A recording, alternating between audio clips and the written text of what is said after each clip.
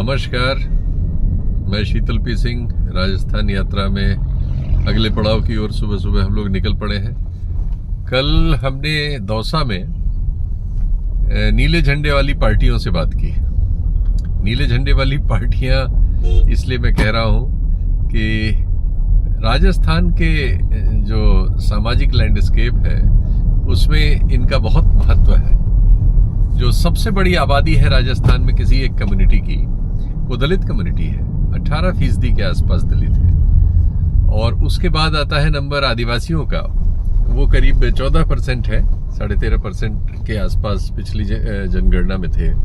कुछ थोड़ा बहुत उनमें जो वृद्धि की दर है उसके लिहाज से होना चाहिए उनको थोड़ा आगे, लेकिन अगर 13.5 भी लें तो ये दोनों कम्युनिटीज जो है SC ST मिलके ऑलमोस्ट 32% के आसपास कॉन्स्टिट्यूट करती हैं।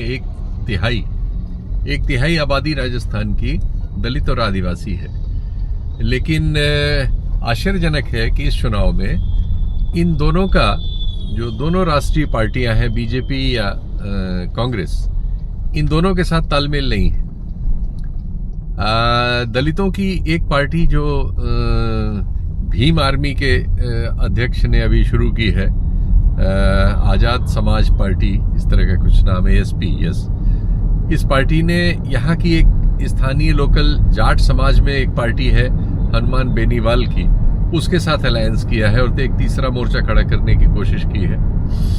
40-50 सीटों पर ये लोग लड़ रहे हैं, बाकी सीटों पर हनुमान बेनीवाल और अन्य उनके तमाम निर्दलीय सहयोगी वगैरह लड़ रहे हैं। मैं ये नहीं कहता कि इस चुनाव में कोई वो जादू कर देंगे, लेकिन मेरा इसमें रेफरेंस ये है कि ये जो इतनी बड़ी आबादी है, इसको जो सोशल इंजीनियरिंग करने वाले महारथी लोग हैं, चाणक्य लोग हैं कांग्रेस में और बीजेपी में, उन्होंने उस तरह से एड्रेस क्यों नहीं किया जैसा इनकी संख्या के हिसाब से इनको एड्रेस करना बनता है, समझ में आता है। जो सामाजिक ताना बाना है राजस्थान का, उसमें सामंतवाद का बहुत असर है। इसलिए गहलोत साहब को छोड़ दें तो ज़्यादातर जो लोग यहाँ मुख्यमंत्री पद पर आसीन हुए हैं वो उस हिस्से से आते हैं जिसकी संख्या 14-15% मुश्किल से है राजस्थान के समाज में। लगभग बिहार की तरह का ही ताना बाना है और जाति यहाँ एक बहुत महत्वपूर्ण अवयव है। ये सोचना गलत होगा कि जाति का प्रश्न जो है सिर्फ बिहार और उत्तर प्रदेश में ही, झारखंड में ही पैदा होता है और वहीं रह जाता है। नहीं, राजस्थान में भी उसकी बड़ी प्रमुखता है और सामाजिक तौर पर सब जगह अपने अपने समुदायों में लोग केंद्रित हैं, उसके नेताओं पर केंद्रित होते हैं, उसके सवालों पर केंद्रित होते हैं। ऐसा हमें मिला है। कल हमने आपको भील समाज के बारे में बताया था कि जिनमें एक राजनीतिक चेतना पैदा हुई है, उनकी एक राजनीतिक पार्टी भी पैदा हो गई है। पिछले चुनाव में उन्होंने 2 विधानसभा सीटें जीती थी। इस बार उनकी ज़्यादा उम्मीद है और उम्मीद अलग चीज़ है, लेकिन बिना किसी आर्थिक संबल के, जैसा हमारे यहाँ राजनीति का एक प्रकार है जिसमें पूंजीपतियों का धन का हस्तक्षेप बहुत महत्वपूर्ण हो जाता है और उसकी वजह से ज़्यादातर पार्टियों पर यह आरोप भी लगता है कि वो पूंजीपतियों की पार्टियां हैं और पूंजीपतियों के हित में फैसले करती हैं और पूरा सामाजिक प्रतिनिधित्व तो नहीं करती, एक तरह से बहुत छोटे से हिस्से को रिप्रेजेंट करती हुई मिलती हैं और उन्हीं के हित साधती हुई मिलती हैं। तो जब ये इस तरह के सामाजिक संगठन सामने आते हैं और अपने को राजनीतिक स्वरूप देते हैं तो उनको उल्लेख न करना तो एक भूल ही होगी। तो फिलहाल ये जो कल मैंने नीले झंडे वाली पार्टियों से बात की, इस समय दोनों पार्टियां जो दलित समाज 18% है उसको वो रिप्रेजेंट करती हैं। एक तो बहुजन समाज पार्टी है मायावती जी की, काशीराम मायावती जी की, उसका यहाँ बड़ा हाथ पैर है, मतलब समाज में उसका बड़ा सांगठनिक असर रहा है। पिछली बार उनके 6 विधायक थे, लेकिन उनको सबको गहलोत साहब ने अपने साथ मिला लिया था, जबकि बहुजन समाज पार्टी के साथ उनका एक समझौता था, अलायंस था बाद में सरकार चलाने के लिए। यानी उन्होंने समर्थन दिया था गहलोत साहब की सरकार को, लेकिन यहाँ के जो स्थानीय कारण हुए और कुछ अन्य वजहों से गहलोत साहब ने उसका आदर नहीं किया और उन लोगों को अपने दल में मिला लिया, 6 के 6 विधायकों को। उनको बहुजन समाज पार्टी के जो कार्यकर्ता हैं वो गद्दार कह रहे हैं और हमने उनमें से कुछ लोगों से बात की तो एक उनकी प्रेजेंस यहाँ अच्छी खासी 5-6% वोटों की है। और अब ये भीम आर्मी वाली पार्टी भी आ गई है आजाद समाज पार्टी बनके। तो ये जो दोनों राष्ट्रीय पार्टियां हैं, ये राजस्थान के सबसे बड़े सामाजिक समूह यानी दलित जो 18% है, उनको एड्रेस क्यों नहीं करती हैं? आदिवासी को एड्रेस क्यों नहीं? और गहलोत साहब चूंकि वो एक पिछड़ी जाति से आते हैं, उनकी जाति का भी राजस्थान में लगभग सभी जगह उपस्थिति है। 10-11% के आसपास उसकी आबादी कही जाती है। सैनी और माली, इस तरह से इस समाज को अलग अलग तरह से एड्रेस किया जाता है, वो उससे आते हैं।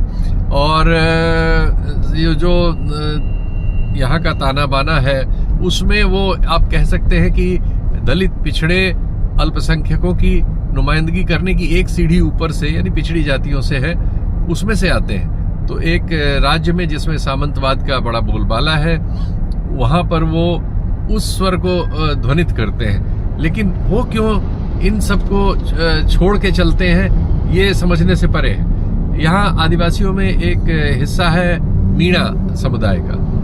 उस समुदाय में तो ये माना जाता है कि कांग्रेस के प्रति समर्थन ज्यादा है, ऐसा तमाम राजनीतिक लोग, टिप्पणीकार लोग कहा करते हैं। चलिए मान लिया कि वो आपके साथ पहले से है, लेकिन उनमें भी अपने प्रतिनिधित्व को लेके काफी जगह बार बार रोष देखा गया है। तमाम उसके नेतागण यहाँ हैं। फिलहाल ये जो मुद्दा है कि इन लोगों को एड्रेस न करने से क्या हो सकता है, जबकि सारे सर्वेक्षण ये बताते हैं कि गहलोत साहब इस चुनाव में, जो प्रमुख सर्वेक्षण है हमारे यहाँ जो चुनाव पूर्व ओपिनियन पोल्स होते हैं, उसमें कहा जा रहा है कि चुनाव की शुरुआत में अपने कारणों से कांग्रेस बीजेपी से पिछड़ रही थी। कुछ ऐसे फैसले लिए सरकार ने जिसकी वजह से ये कहा जाने लगा कि वो लड़ाई में आ गई है। लेकिन फिर भी जितने भी प्रतिशत के समर्थन के सर्वेक्षण हैं, उनमें ये साफ आता है कि 2-3% का अंतर एक बना हुआ है भाजपा और कांग्रेस में। तो ये अगर इस समाज को जो 31-32% है SC/ST का समाज, इसको अगर अपनी सोशल इंजीनियरिंग में मुख्यमंत्री गहलोत लेते तो क्या मुश्किल होता, और उन्होंने इसको क्यों नहीं लिया, वही बता सकते हैं। कांग्रेस जो इसको बहुत चैंपियन करती है कि वो इस समय जाति जनगणना के सवाल को प्रमुखता से ले रही है, आदिवासी दलितों के सवाल को प्रमुखता से ले रही है, और उसका एक पिछड़ी जाति का मुख्यमंत्री 32% आबादी को एड्रेस ही नहीं करता राजस्थान जैसी जगह में, ये थोड़ा समझ से परे है। तो इन लोगों से जो हमारी कल मुलाकात हुई, बातचीत हुई, इसको हम आपके सामने रखते हैं। बहुजन समाज पार्टी के कार्यालय में यहाँ दौसा में, यहाँ से एक बड़े नेता जो पहले BSP में भी रहे हैं, वो अब कांग्रेस से उम्मीदवार हैं, और उनको बड़ी भारी चुनौती ये दोनों ही ग्रुप अलग अलग दे रहे हैं। इनके अलग अलग उम्मीदवार हैं। वैसे तो जनरल सीट है, उनको मंत्रिमंडल में भी लिया गया था, तो पहले वो BSP में ही थे। जिनको चुनौती मिल रही है कांग्रेस से है। तो ये जो इनके कार्यकर्ताओं से बातचीत है, थोड़ा सुनिए। पहले बहुजन समाज पार्टी और फिर आजाद समाज पार्टी, उनसे हमारी जो बातचीत हुई वो आपके सामने। सिटिंग एमएलए ना हुआ है। सिटिंग एमएलए किस पार्टी से? कांग्रेस से। वो पहले अपनी इसी पार्टी से जीते गए हैं, बहुजन समाज पार्टी से। अच्छा, पहले बहुजन समाज पार्टी, पहले बहुजन समाज पार्टी से उन्होंने बांदीकुई से जीता। हाँ। फिर बांदीकुई से जीतने के बाद उन्होंने दौसा से जीता। दौसा में जीतने के बाद उन्होंने पूरे समाज का सौदा कर दिया। अच्छा। हमारे सिंबल को बेचा। सिंबल को बेचने के बाद उन्होंने प्रत्याशियों को झूठे झांसे दे करके गोपाल मीणा को बैठने का काम किया। अच्छा। लेकिन इस बार ऐसा नहीं है, इस बार माहौल थोड़ा अलग है। अच्छा। सर्व समाज हमारे साथ जुड़ी हुई है। पूरा ऐसी समाज जो शुरू से बहुजन समाज पार्टी को वोट देते आया है, वो पूरा समाज आज संगठित रूप से हमारे साथ है। 5 में पिछले चुनाव में क्या था रेशियो, किस पार्टी की कितनी? कांग्रेस की सरकार आई। एक निर्दलीय था, एक कांग्रेस के अंदर चलेगा। रोड प्रकाश वो भी कांग्रेस में चला गया था। किस सीट से था? परसेंट में महुआ सीट से। महुआ सीट महुआ। से। BSP कितनी सीटें लड़ रही है राजस्थान में ओवरऑल? 200 सीटों का चुनाव। 200 सीटों पे BSP लड़ रही है इस बार। बहुत बढ़िया। अच्छा, ये जो एक और राजनीतिक दल बना है इसी समाज में से, भीमसेना वाला, इनकी क्या पोजीशन? देखिए सर, उनका जो कोर वोट बैंक है बहुजन समाज पार्टी के साथ है। जो हमारा ऐसी समुदाय है वो बहन जी की नीतियों पर विश्वास रखता है, और जो हमारा कोर वोट बैंक है वो हमारे साथ में है। राजस्थान में एससी समुदाय कितना प्रतिशत है? तो प्रतिशत का तो कोई आइडिया नहीं, बाकी दौसा के अंदर हमारे लगभग 68,000 वोट है एससी के। दौसा विधानसभा के अंदर, विधानसभा में सबसे ज़्यादा सबसे ज़्यादा वोट बैंक इस बार एससी का है सर। दौसा विधानसभा क्षेत्र से सबसे ज़्यादा एससी है। अच्छा। चुनाव में चूंकि आप कह रहे हो कि 60-70 सीटों पे आप सीरियसली लड़ रहे हो, सरकार बनाने के लिए तो 100 से ज़्यादा सीटें चाहिए। देखिए सर, आप अभी अपनी ताकत बढ़ाने के लिए लेकिन तो इस समय जो सिचुएशन है इसमें आपको क्या लग रहा है, किस पार्टी की सरकार बनने के चांसेस किस चुनाव? प्रेजेंट में वर्तमान में राजस्थान की ये स्थिति है, ना तो बीजेपी ना कांग्रेस, बहुमत किसी को नहीं मिलेगा। अच्छा। तो Bahujan Samaj party balance of power का काम करेगी। बहुजन समाज पार्टी की वजह से या तो बीजेपी हो चाहे कांग्रेस हो, उनकी सरकार बनेगी। तो इसी पर हम मेहनत कर रहे हैं और आगे भी करते रहेंगे। एक गीत सुना रहे हैं अभी हमारे मित्र। आपका शुभ नाम क्या है? मेरा नाम साहब नमन किशोर राठौड़िया है। अरे वाह। मैं बीपीए बहुजन वॉलेंटियर बहन का 25 साल से इसे बहुजन समाज को जगाने के लिए मैं काम करता हूँ। सुनाइए आप क्या गीतों के माध्यम से, कविता के माध्यम से वह मेरे Bahujan Samaj SC ST OBC minority वह जनरल जो गरीब तबके के लोग हैं उनको मैं बाबा साहब के विचार और बहन कुमारी मायावती के विचार, साहब काशीराम जी के विचार जन जन तक पहुंचाने का मैं काम करता हूँ। मैं उसका बहुत शुक्रिया अदा करता हूँ। सुनाइए। तो मैं इसको एक अनिवार्य है, एक छोटा सा गीत है। सुनाइए।